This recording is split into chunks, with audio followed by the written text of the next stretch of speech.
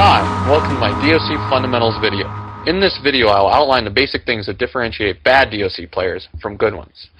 The reason I made this video is because while there are many websites that can give you a good template, a good spec, and even a good group setup, there are none that actually show you how to play the game. Even well-played videos do not show you how to play correctly. Many people would tell you that there isn't much skill involved in this game, and that what I tell you right now really doesn't matter. However, they are wrong, because the skill required for this game is not reflexes, but it is efficiency.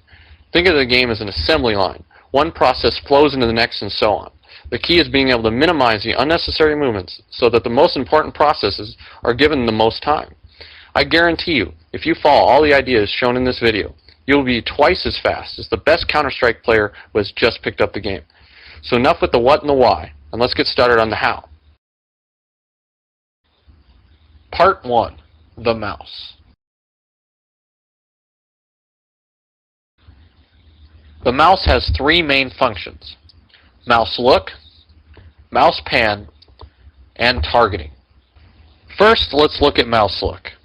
In game, do /keyboard and find mouse look. You should bind it to right click if you have not already. Why use mouse look? In one word, speed. Look at how much faster I can turn using my mouse versus using turn keys. That's both with the mouse and now with the turn keys.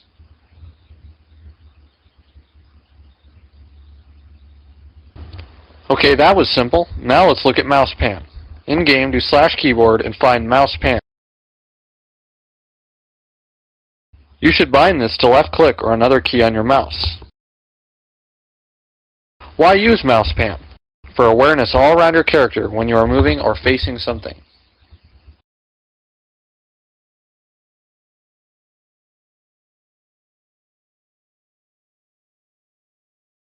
And lastly, we have targeting.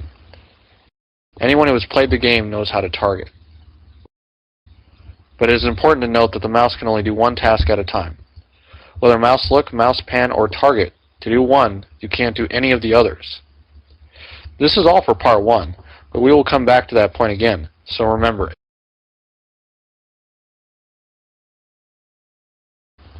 Part 2. The keyboard.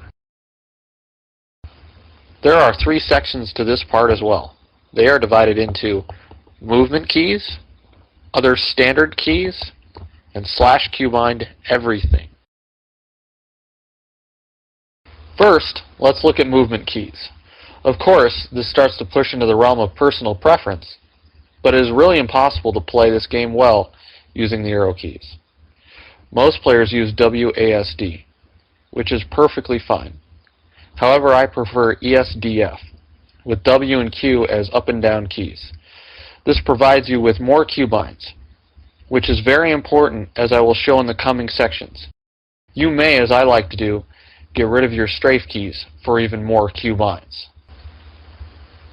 Why no arrow keys? There are simply not enough easy-to-hit keys near them.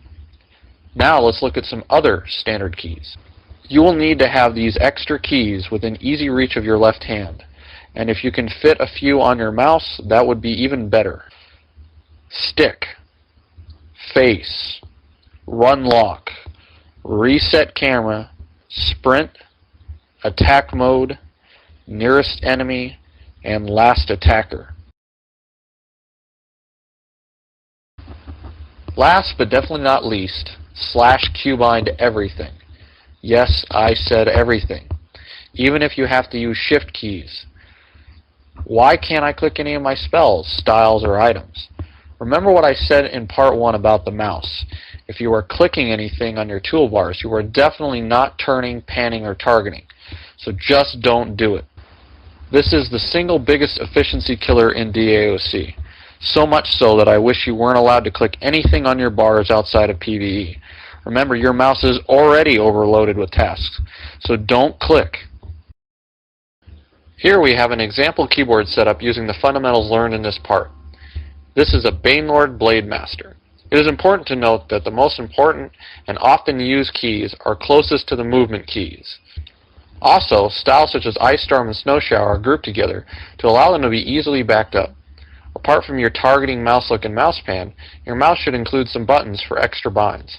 Also, artifacts and pots can easily be bound to F keys for easy access. Part 3. The User Interface. You don't need a fancy UI, but there are a few things to keep in mind. The topics for this part are /set camera, use numbers 1 through 5, and the healer's helper. Let's see what set camera is all about. For full awareness, it is best to have your camera panned out as far as possible. To do this, in-game, do /keyboard and find pan camera. Using that button, push your view out as far as possible.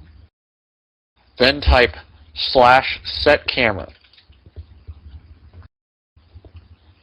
Now, whenever you hit your reset camera, it will reset to the panned out view.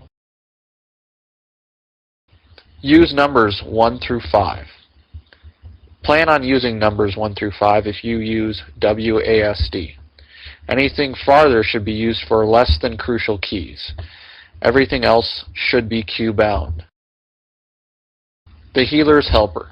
This handy little group window is nice for healing types to easily recognize damage, target, and heal.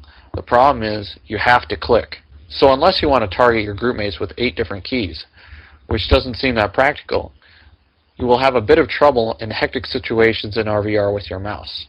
To alleviate this, put your Healer's Helper as close to the center of the screen as possible, which will minimize the distance your cursor will have to travel.